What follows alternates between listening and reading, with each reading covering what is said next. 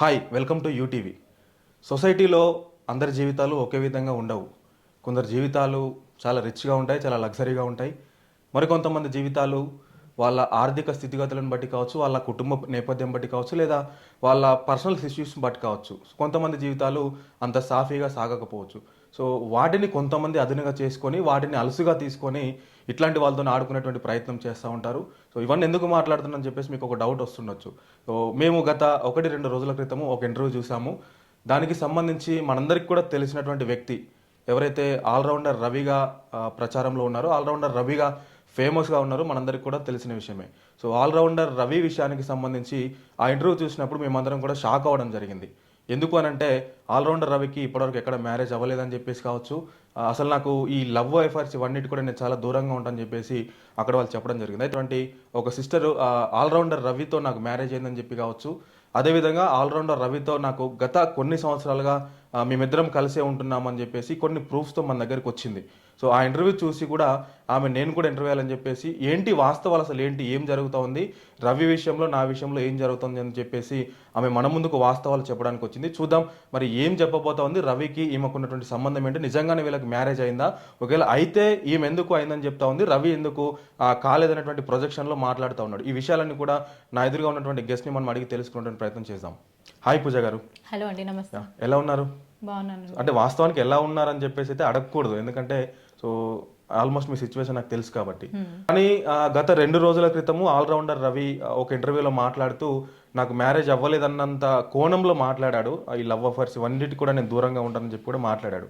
కానీ మీరు చెప్తున్న మాట ఏంటి అని అంటే ఆల్రౌండర్ రవితో నాకు మ్యారేజ్ అయింది, సో నేను విత్ ప్రూఫ్స్తో సహా మీకు చూపిస్తానని చెప్పేసి చెప్తా ఉన్నారు. అసలు ఏం జరుగుతూ ఉంది ఆల్రౌండర్ రవి విషయంలో, మీ విషయంలో ఏం జరిగింది, ఆయనకు మీకు ఎక్కడ పరిచయం ఏర్పడింది అసలు? అసలు నిజంగా చెప్పాలి అంటే నాకు కూడా ఆ ఇంటర్వ్యూ గురించి నిజంగా తెలియదు. జనరల్గా ఒక ఫ్యూ డేస్ బ్యాక్ నాకు నా ఫ్రెండ్ పంపించడం జరిగింది. ఆఫ్టర్ దట్ అందులో నేను చూశాను ఏంటి స్పెషల్ అని చూస్తే తను 2018లో వచ్చానని చెప్తున్నాడు. 2018లో తను వస్తే 2018లో నాకు బాబు ఎలా పుట్టాడు నాకు అది అర్థం కావట్లేదు, ఫస్ట్ పాయింట్. సెకండ్ వచ్చేసి ఏంటంటే తను లవ్ మీద ఎలాంటి ఒపీనియన్ లేదు, జస్ట్ ఒక మరదలు మాత్రమే నా లైఫ్లో ఉంది అంటున్నారు. మరి నేను తను కూడా లవ్ మ్యారేజ్ చేసుకున్నాము. మా గతాలు ఏమున్నా కానీ ఆ గతాలని అండర్స్టాండింగ్ చేసుకొని బేస్ చేసుకొని మేమిద్దరం పెళ్లి చేసుకోవడం జరిగింది. మాకు ఒక పాప ఒక బాబు కూడా. ఒకసారి ఆ విషయాలన్నీ మళ్ళీ మాట్లాడదాము. అసలు ఆల్రౌండర్ రవికి మీకు ఎక్కడ పరిచయం ఏర్పడింది, ఎట్లా ఎట్లా కలుసుకున్నారు మీ ఇద్దరు అసలు? యాక్చువల్గా నేను రవి ఒక ఈవెంట్లో కలిసామన్నమాట. సో ఆ ఈవెంట్లో నేను ఒక దాండియా కోఆర్డినేటర్గా వెళ్ళాను. తను వచ్చేసి జబర్దస్త్ ప్రముఖ ఆర్టిస్ట్ త్రూగా తను వచ్చారనమాట, అక్కడ యాంకరింగ్ చేయడానికి వచ్చారు. సో ఆ టైంలో తను ఒక మంచి సాంగ్ మీద డాన్స్ చేసినప్పుడు నా ఫోన్లో వీడియో తీయమని చెప్పేసారు అన్నారనమాట. అన్నప్పుడు నేను ఆ వీడియో తీశాను, అలా నంబర్ ఎక్స్చేంజ్ అయ్యింది. ఆఫ్టర్ దట్ తను మాట్లాడడం జరిగింది. తను మిమిక్రీ ఆర్టిస్ట్ కదా, ఒక లేడీ ఫీమేల్ వాయిస్గా నన్ను మాట్లాడడం, నన్ను ఆట పట్టించడం, నన్ను నవ్వించడం, ఇలాంటివి చేయడము బాగా. ఎలా అంటే ఒక ఫ్రెండ్ మూమెంట్ నుంచి ఒక లవర్ లాగా అలా తీసుకొని వెళ్ళారనమాట ఆయన.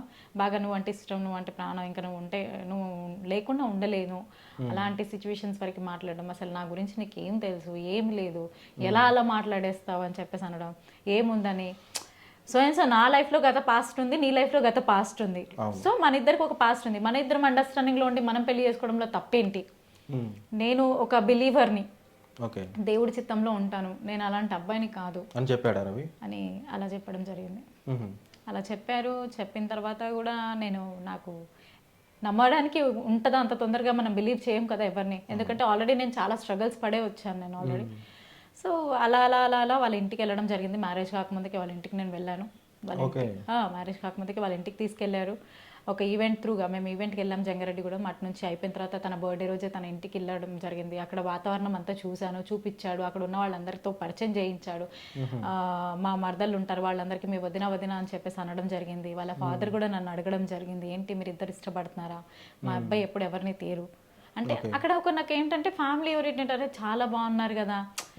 నాకు ఎలా అనిపించిందంటే ఓకే నాకంటూ ఒక ఫ్యామిలీ అంటే ఏమీ లేదు, వాళ్ళకి ఏమీ లేదు అక్కడ. ఆయన నిజాయితీగా ఉన్నాడు కదా తను, నేను ఇంతే, నా పొజిషన్ ఇంతే అని అంత నిజాయితీగా తను ఉన్నప్పుడు నాకు ఒక లైఫ్ ఇస్తా అన్నారు. తను ఒక లైఫ్ ఇస్తున్నాను అన్నాడు. ఎందుకంటే తనకు కూడా గతంలో లవ్ అఫైర్స్ జరిగాయి. ఒక అమ్మాయి అనుకున్న అమ్మాయి ప్రేమించిందంట, తను పారిపోయి వచ్చేసిందంట హైదరాబాద్కి.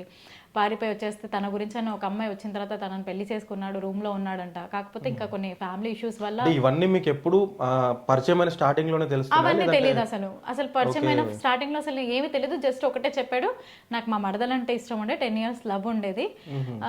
కాకపోతే ఇప్పుడు అమ్మాయి నాకు యాక్సిడెంట్, అంటే తనకు యాక్సిడెంట్ అయిందంట. యాక్సిడెంట్ అవ్వడం వల్ల నన్ను వాళ్ళ ఫ్యామిలీ మెంబర్స్ ఏదో మోటివేట్ చేయడం వల్ల నన్ను వదిలేసింది. సో మా మమ్మీ ఆ డిప్రెషన్ లో ఉండి కొంచెం హార్ట్ కి ప్రాబ్లం అయింది. సో హార్ట్ సర్జరీ ఏదో కానీ చేపిస్తున్నారు. ఇక్కడ ఒకటి ఆలోచిద్దాం, అట్లా ఎట్లా వదిలేస్తాడు? 10 years వాళ్ళు లవ్ చేసుకున్నారు ఆల్రెడీ.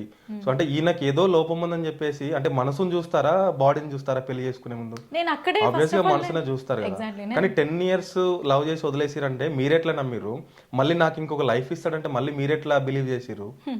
అదే కదా, రవి గారు చాలా మాటకారి అండి. ఎలా మాట్లాడుతారంటే పాపం ఎవ్వరు అనుకున్న, ఇప్పుడు జనరల్గా చాలా మంది, ఇప్పుడు నేను మొన్న ఒక ఇంటర్వ్యూ ఇచ్చాను, యూట్యూబ్లో బాగా రవి చేస్తుంటారు ఫేమస్ కాబట్టి, ఆల్మోస్ట్ యూట్యూబ్ ఇండస్ట్రీ అంతా తనకి టచ్లో ఉంటారు. సో దానివల్ల ఏంటంటే అందరు ఏమనుకున్నారంటే అయ్యో రవి అలా కాదు, మంచోడు, చాలా మంచోడు. ఎస్, క్యారెక్టర్స్ అనేది ఒక్కోళ్ళకి 2 క్యారెక్టర్స్ ఉంటాయండి, ఉండకుండా అయితే ఉండదు. బయట ప్రపంచంలో మనం బయటకు వచ్చినప్పుడు ఎలా ఉంటాము, డిగ్నిటీగా నీట్గా ఉంటాము. ఇంట్లో అలా ఉంటామా? ఇంట్లో అలా ఉండం కదా. సేమ్ టు సేమ్ అదే, ఓపెన్ గా ఉంటాం. కాకపోతే ఏంటంటే రవి మంచి వ్యక్తి, మంచి పర్సన్, చాలా టాలెంటెడ్ పర్సన్. కాకపోతే ఇలా చేశారని ఎవరికి చెప్పినా ఎవరు నమ్మరు కూడా, మేబీ నాకు తెలిసి. ఎందుకంటే మీకు మ్యారేజ్ ఏ ఇయర్ లో అయింది? 2017 మేలో అండి. 17 లో అంటే మ్యారేజ్ అయ్యేటప్పటికి వాళ్ళ ఫ్యామిలీతో మీ ఫ్యామిలీతో మాట్లాడారా మీరు?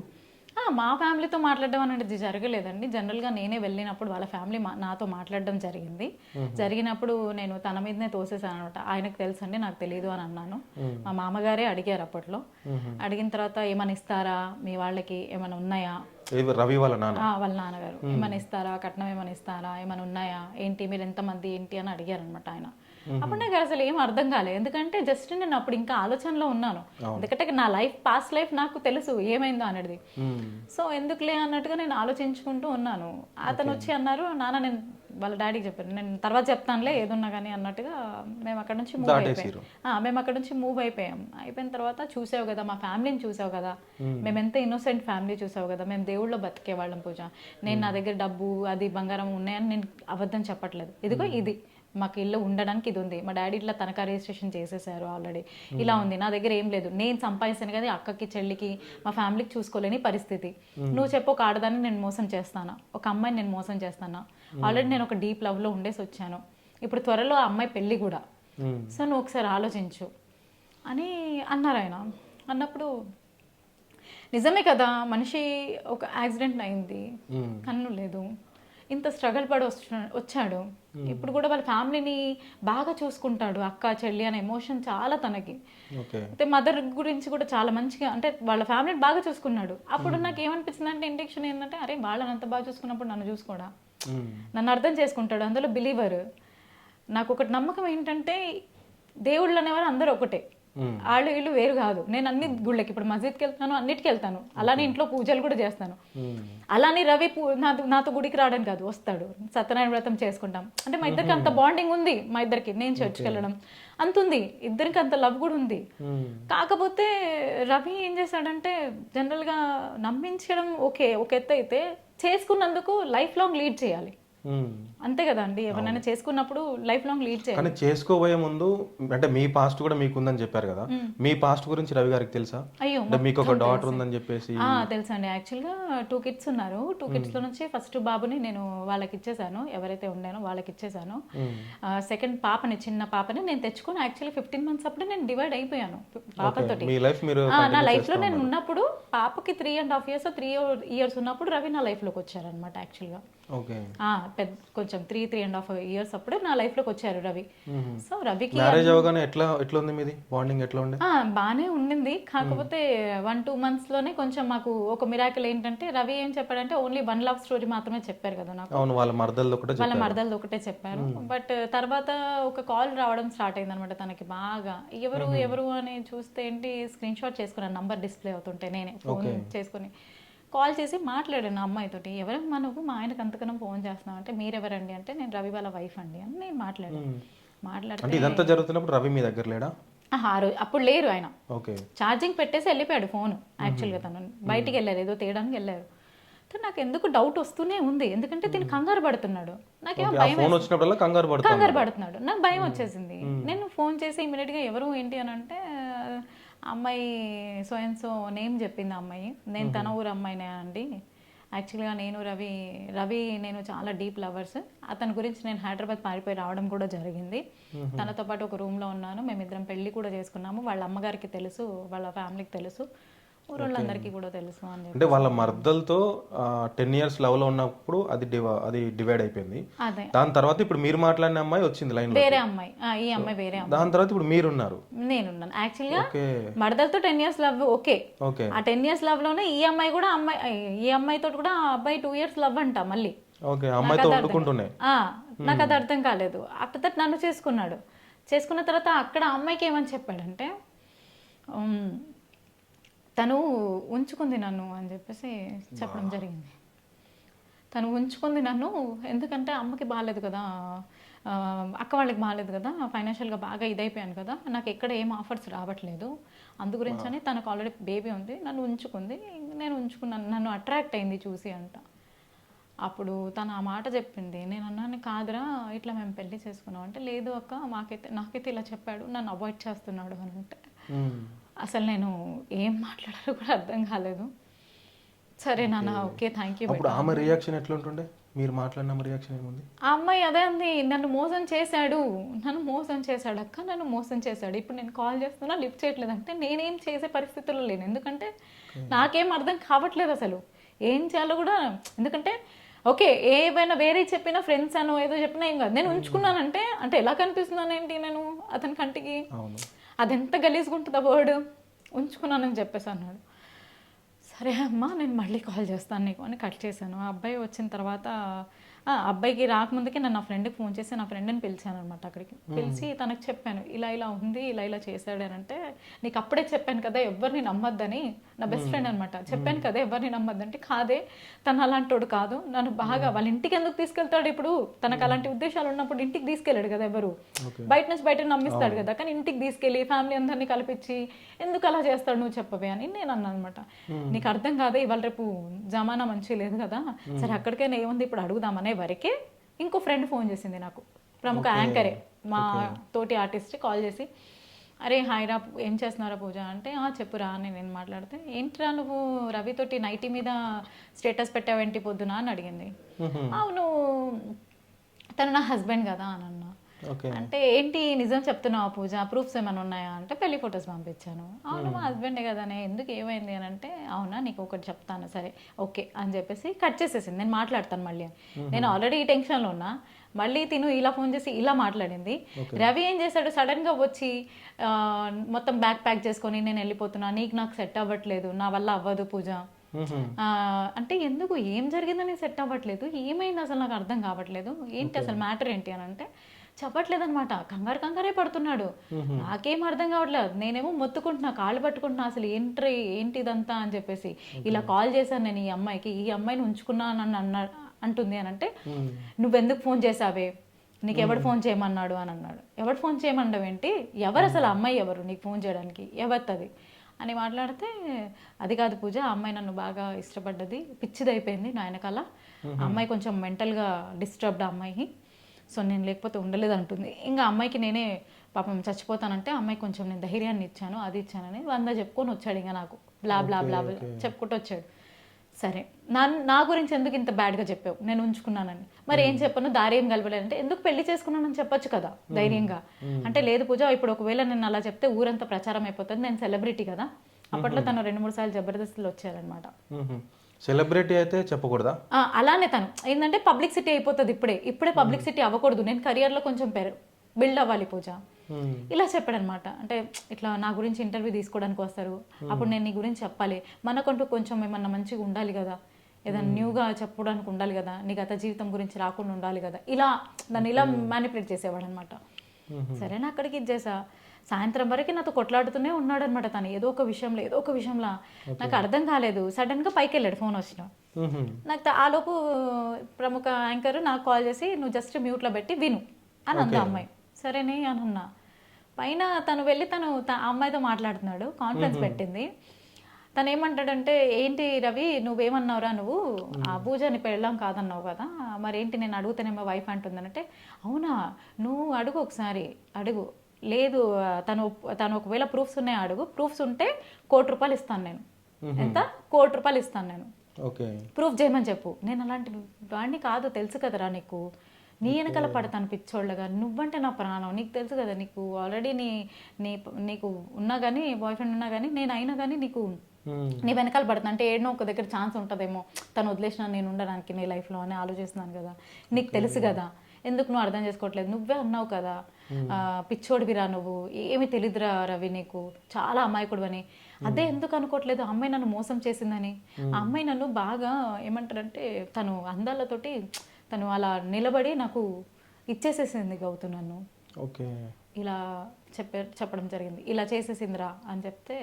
అంటే నిజంగా పూజ గారు నాకైతే వినడానికి కూడా షాకింగ్గా ఉంది. అంటే మా అందరికీ తెలిసిన రవి ఒకడు, సో బయటికి మంచి మిమిక్రీ ఆర్టిస్ట్ అని, ఇంకో పక్క బిలీవర్ అని చెప్పుకోవడం, కానీ ఇంకో పక్క అంటే చిన్న స్థాయి నుంచి ఎదగడం, శివారెడ్డి లాంటి పెద్ద పెద్ద మిమిక్రీ ఆర్టిస్టులు కూడా వీడు మంచి ఆర్టిస్ట్ అని చెప్పుకుంటా ఉన్నారు. అయితే ఇట్లాంటి అంటే మనకు ఎంతసేపు మనం వినడానికి బాగుంటాయి, మీరు చెప్తా ఉంటే నాకు ఆ ఎమోషన్ అర్థమవుతుంది, ఓకే. సో బట్ దేనికైనా మనము ప్రొసీడ్ అవ్వాలంటే కొన్ని ప్రూఫ్స్ అనేవి మనకు కావాలి. సో మీరు ఇంతగా బల్లగుద్ది చెప్తా ఉన్నారు మ్యారేజ్ అయింది అని చెప్పి, ఆయన మ్యారేజ్ అయిందని ప్రూఫ్ చేస్తే ₹1,00,00,000 ఇస్తా అన్నాడు. సో మీరు ప్రూఫ్ చేయగలుగుతారా మ్యారేజ్ అయిందని?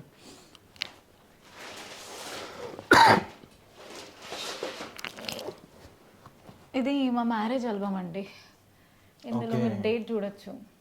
ఏముందండి అందులో డేట్? 17th May 2017. ఆ వీడియోలో కానీ 2018లో వచ్చిందని చెప్పాడు కదా హైదరాబాద్కి. అందు గురించే కదండి నేను ఇక్కడ రావడం జరిగింది, మీ అందరికీ చెప్పడం జరుగుతుంది. ఒకసారి ఓపెన్ చేయండి. రవి అంటారా? ఓకే, అదేంటి తను బిలీవర్ అని చెప్పారు, మరి హిందూ మ్యారేజ్ చేసుకున్నారు? నేనంటే ఇష్టం కదా తనకి, బాగా చచ్చంత ఇష్టం అన్నాడు కదా, అయితే నా సాంప్రదాయకంగానే చేసుకున్నాడు తన మ్యారేజ్. అంటే అట్లా ఇట్లా తేడా చెప్పాను కదా మీకు, గుడికి వస్తాడు, సత్యనారాయణ వ్రతంలో కూడా కూర్చుంటారు తను. అంటే నాకు ఎప్పటికీ ఏమంటారు తక్కువ చేసి చూడలేదు, తను కూడా ఎప్పుడు నేను తనని కూడా ఎప్పుడు తక్కువ చేసి చూడలేదు. ఇద్దరం కూడా అండర్స్టాండింగ్ లో బేస్ అయ్యి మంచిగా ఉన్నాం. నా నమ్మకాన్ని తను కాదన్నాడు, తన నమ్మకాన్ని నేను కాదన్నాను.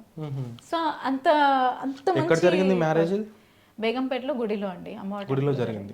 వాళ్ళ పేరెంట్స్ ఉన్నారా రవి వాళ్ళ? లేదండి, నేను జస్ట్ మా ఫ్రెండ్స్ ఉన్నారు అండ్ మా పిన్ని గారు ఉన్నారు, మా పిన్ని అండ్ మా చెల్లి.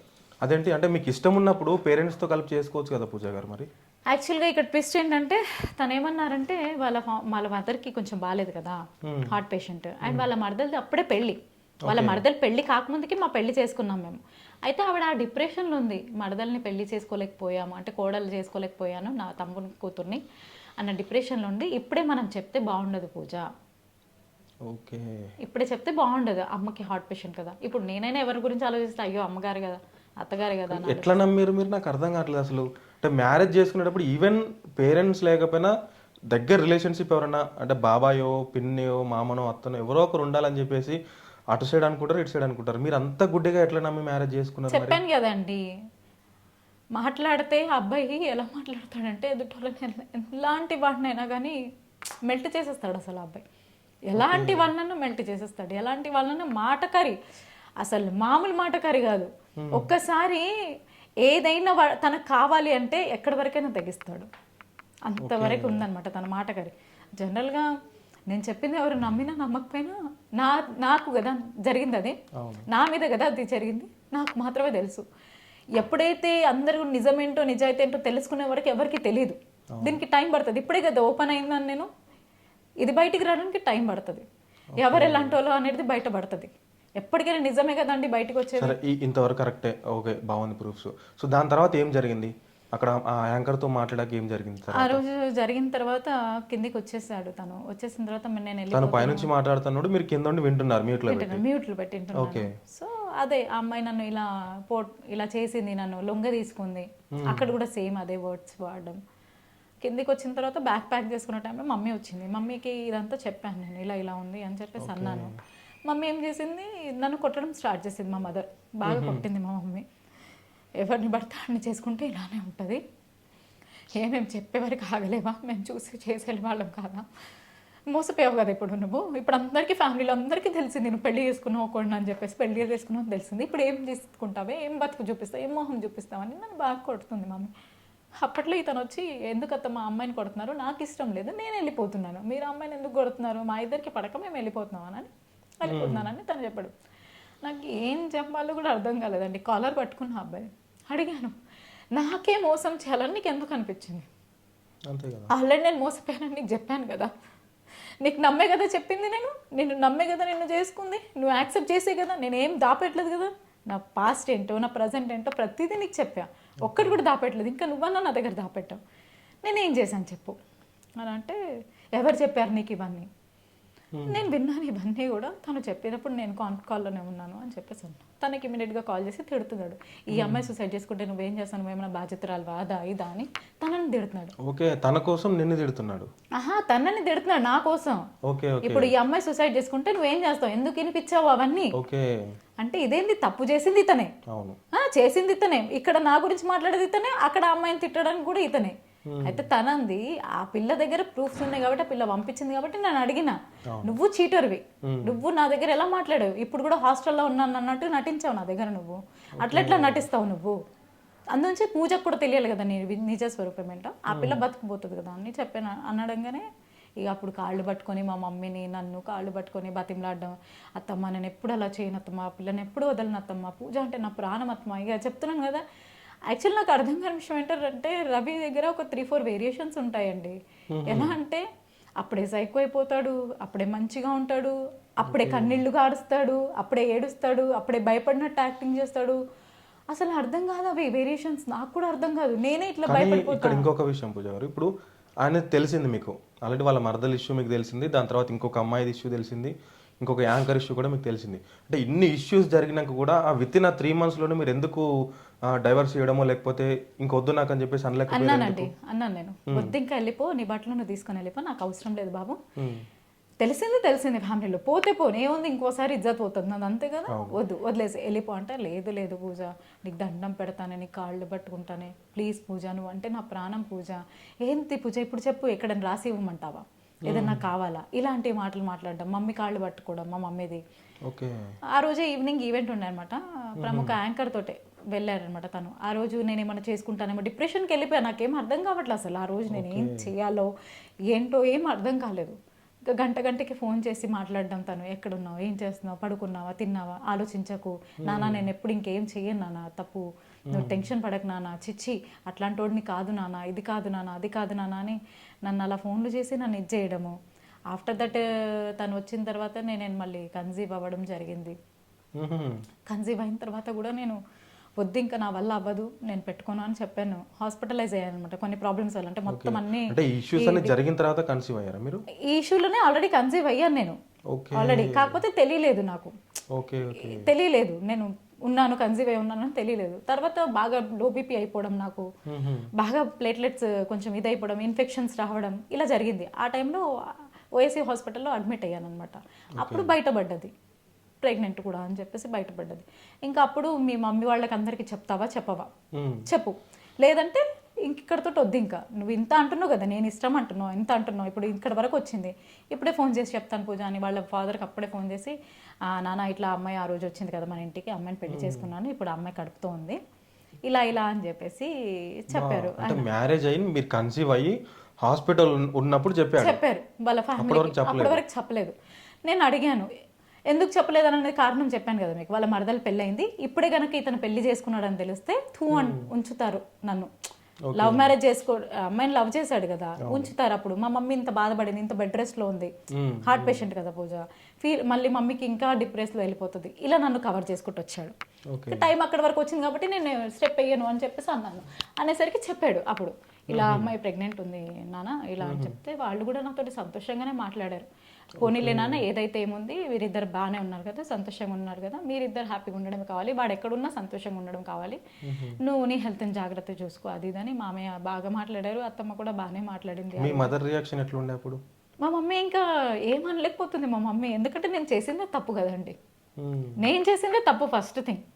ఒక వ్యక్తిని నమ్మి మోసపోవడం అనేది నేను చేసింది తప్పు. ఫస్ట్ మమ్మీకి చెప్పలేదు, ఎవరికి చెప్పలేదు, జస్ట్ మా పిన్ని వాళ్ళకి చెప్పాను. మా పిన్నిని నా ఫ్రెండ్ సర్కిల్స్ని తీసుకెళ్ళాను. అప్పుడు మమ్మీ ఇంకా సరేలే అంటే ఏదుంటే మీ లైఫ్ అనేది రవిలో చూసారు మీరు, అంటే అంతగా నమ్మించాడు మిమ్మల్ని. నమ్మించడం నాకు ఏంటంటే ఇక్కడ నా పాపని ఎలా చూసుకున్నాడో తెలుసా, చాలా బాగా చూసుకున్నాడు తను. మా పాప ఎడిట్ అయిపోయింది తనని, ఓకే బాగా ఎడిట్ అయిపోయింది. డాడీ డాడీ అని పిలిపించుకోవడం వాడు వచ్చి చాలా ఎడిట్ అయిపోయింది. నా కూతుర్ని చాలా బాగా చూసుకున్నాడు. తను కనెక్ట్ అయింది, నాకు కూడా అనిపించింది. ప్లీజ్ ప్లీజ్ కంట్రోల్ అవ్వండి ప్లీజ్. అంటే ఉంటుంది ఆ బాధ, ఎందుకంటే నేను అదే అనుకుంటాను, మీరు ఎంత ఇష్టపడితే ఆయనలో మీరు ఎంత లైఫ్ చూస్తే మీరు అంత దగ్గర అవుతారనేది అర్థమవుతూ ఉంటుంది. జస్ట్ అలా అన్ని డేస్లోనే నాకు చాలా బాగా చూపించేశాడండి. నేను నమ్మేశాను కూడా, పిచ్చిదాన్ని నమ్మేశాను. లోకజ్ఞానం అంతా తెలియదు అప్పట్లో నాకు నిజంగా. ఎందుకంటే చిన్నప్పుడే ఫస్ట్ మ్యారేజ్ చేసేసింది మమ్మీ 15 yearsలో. ఆ లైఫ్ నుంచి లీడ్ అయ్యి అప్పుడప్పుడే తిరిగి ఈవెంట్స్ ఇండస్ట్రీకి వచ్చాను నేను. నాకు అంత లోకజ్ఞానం తెలియదు, అంత చదువుకోలేదని కూడా కాదు. 10th నేను చేసింది కూడా. సో అంత తెలియదు, ఎక్కడ తిరగలేదు. టైం ఎక్కడ ఉందండి చెప్పండి. 15 years అనే మ్యారేజ్ చేసేసింది, ఆ తర్వాత పిల్లలు. సో అలా జరిగింది. ఆ తర్వాత ఆఫ్టర్ దట్ కన్సీవ్ అయిన తర్వాత వాళ్ళు ఊరికి వెళ్ళాము. కన్సీవ్ అయ్యాను కదా అని చెప్పేసి ఊరికి తీసుకెళ్ళాడు. కొన్ని రోజులు ఉన్నాము అక్కడ. అందరికీ కోడలు అని చెప్పేసి పరిచయం చేయడం జరిగింది, బాగానే ఉన్నాము. ఆఫ్టర్ దట్ మామయ్యకి కొంచెం ప్రాబ్లం రావడం జరిగింది, తను పడి కొంచెం బ్లడ్ క్లాట్ అవ్వడం అలాంటివి జరిగింది. హాస్పిటలైజ్ అయ్యారు ప్రెగ్నెంట్ ఉన్నప్పుడే. ఇంకా హాస్పిటల్కి వెళ్ళడము, చూసుకోవడం, చేసుకోవడం అన్నీ చేశాను నేను. వాళ్ళైనా నన్ను బాగానే చూసుకున్నారు, మా అత్తయ్య వాళ్ళైనా. పేరెంట్స్ వాళ్ళ పేరెంట్స్ సైడ్ నుంచి మీకు ఎటువంటి ప్రాబ్లం లేదు? లేదండి, అప్పుడైతే చాలా బాగానే చూసుకున్నారు. తను మా అత్తగారు కానివ్వండి, ఆడపడుచులు కానివ్వండి, బాగానే చూసుకున్నారు నన్ను అప్పటికి. కాకపోతే ఏంటంటే ఇతని బాధ ఎలా ఉండదంటే, నాకేమైనా కట్న కానుకలు ఇచ్చావా, ఆడపడుచులు లాంఛనాలు ఇచ్చావా, ఇప్పుడు ఏమన్నా జరిగితే మా ఇద్దరి మధ్యలో ఏమన్నా ప్రాబ్లం జరిగింది అనుకోండి, నేను వాళ్ళకి ఫోన్ చేయకూడదు. ఈ అబ్బాయి చెప్పేది, అక్క అంటే ఆడపడుచులు ఎంతైనా నాకైనా సిస్టర్సే కదా, వాళ్ళకి చెప్పి ఇట్లా ఇలా ఉంది అక్క, ఇలా చేసినాడు రవి అని చెప్పుకోకూడదు. నేను చెప్పుకుంటే వాళ్ళకి ఎలా చేసావు నువ్వు ఫోను, మా అమ్మకి ఎలా చేసావు నువ్వు ఫోను, తను హార్ట్ పేషెంట్ అయితే చెప్తావా, మొగుడు ఏం చేసినా నువ్వు ఇంట్లోనే ఉండాలి, ఇంట్లోనే వండుకోవాలి అంటే ఇప్పుడు నువ్వు భయపడేది ఎవరికి, వాళ్ళకే కదా, నేను వాళ్ళకే కదా చెప్తాను, బయట వాళ్ళకి కాదు కదా అని. నేను నువ్వేమైనా కట్నాలు ఇచ్చావా, ఏమైనా ఆడపడుచున్న ఏ హక్కుతో నువ్వు ఫోన్ చేసావే అంటాడు. ఇది బాగుంది. కట్నాలు ఇవ్వటం ఏంటి అంటే, మరి కట్నాలు ఇవ్వని అమ్మాయిని ఎందుకు చేసుకున్నాడంట? మరి కట్నాలు ఇవ్వకుండా అంటే ఏ రైట్ తో ఉందని చెప్పి చేసుకున్నాడు అప్పుడు? అంటే అప్పుడు మోజులో ఉన్నాడు కదా, నేను నచ్చాను అతనికి. ఆ టైంలో వాళ్ళ మరదలు పెళ్ళి ఉండే. అతను ఏం ఇంటెన్షన్తో ఉన్నాడంటే, అప్పుడు దీనికన్నా మంచి అందమైన దాన్ని తీసుకెళ్తే అప్పుడు వాళ్ళకి ఉంటుంది కదా అన్న ఆలోచనలో ఉన్నాడో, మరి ఆ భగవంతుడు తెలియాలి ఎలా చేసుకున్నాడు అనేది ఆ అబ్బాయికే తెలియాలి. ఇప్పుడు మీరే చెప్పండి అండి, మ్యారేజ్కి ఒక అబ్బాయికి ఏ ఏజ్లో మెచ్యూరిటీ వస్తుంది అంటారు? ఆల్మోస్ట్ 21, 22 ఆ ఏజ్లో వస్తుంది, వచ్చేస్తుంది కదా. తనకి 24 to 25 years అంటే నన్ను పెళ్లి చేసుకున్నప్పుడు. ఇప్పుడు ఏమంటాడు తెలుసా, ఆ వయసులో 25 సంవత్సరాలు నాకు తెలివి లేకుండే పూజ, తెలిసి తెలియని వయసులో నిన్ను పెళ్లి చేసుకున్నా, ఇప్పుడు నాకు వయసు వచ్చింది, ఇప్పుడు నాకు తెలివి వచ్చింది, నాకు ఇప్పుడు వద్దు నువ్వు, నాకు వేరే వాళ్ళ మీద ఇంట్రెస్ట్ వచ్చింది, ఎలా వదలమంటారు? ఎలా వదలమంటారు? ఇప్పుడు కూడా నేను రావడానికి కారణం, ఇంటర్వ్యూ ఇవ్వడానికి కారణం తనని ఏదో బ్యాట్ చేయాలనో ఏదో చేయాలని కాదు. 2018లో తను హైదరాబాద్కి వచ్చాను అన్నాడు కదా, అక్కడైనా కనీసం నా గురించి వదిలేసేయండి, భార్య వద్దు, నాకు ఆల్రెడీ 2 పిల్లలు ఉన్నారండి అంటే అయిపోతుంది కదా. అవునా కాదా అండి మీరు చెప్పండి. ఏ ఏ ఏ ఫాదర్ అయినా కానీ పిల్లల గురించి చెప్పుకుంటారా చెప్పుకోరా, ఎమోషన్ చెప్పుకుంటారా చెప్పుకోరా? నీకు భార్యనే కదా, భార్యతోనే కదా ప్రాబ్లం, సరే భార్యని పక్కన పెట్టేసి వద్దు భార్య, ఓకేనా? నీ పిల్లలు పుట్టారు కదా, 18లోనే కదా నీ బాబు పుట్టాడు, 2018లో March 21కే కదా పుట్టింది నీ కొడుకు. మరి ఎలా నీ కొడుకు గురించి చెప్పుకోలేదు? నువ్వు 2018లో వచ్చానని ఎలా చెప్పుకున్నావు? లవ్ మీద మీ ఒపీనియన్ ఏంటి అన్నప్పుడు నీ మరదల గురించి చెప్పుకున్నావే, మరి నన్ను లవ్ మ్యారేజే కదా చేసుకున్నావు, నేను ఆల్రెడీ లవ్ మ్యారేజ్ చేసుకుని 2 పిల్లల్ని కన్నానని ఎందుకు చెప్పుకోలేదు?